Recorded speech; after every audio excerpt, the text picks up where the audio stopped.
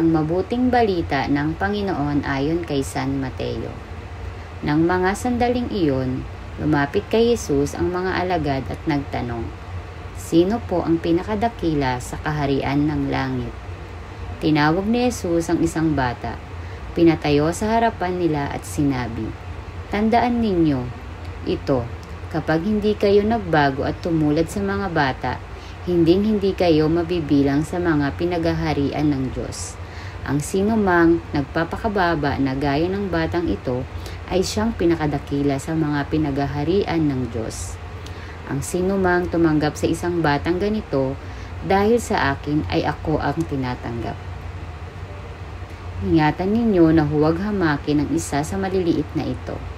Sinasabi ko sa inyo, sa langit ang kanilang mga anghel ay laging nasa harapan ng aking Ama. Ano sa akala ninyo ang gagawin ng isang taong may 100 tupa kung maligaw ang isa sa mga iyon? Hindi kaya niya iwan ang 99 na nanginginain sa kaburulan upang hanapin ang naligaw? Sinasabi ko sa inyo, kapag nasumpungan niya ito, higit niyang ikinagagalak ang isang ito kaysa sa 99 na hindi naligaw. Gayon din naman, hindi kaloob ng inyong amang nasa langit na mapahamak ang isa sa maliliit na ito. Ang mabuting balita ng Panginoon.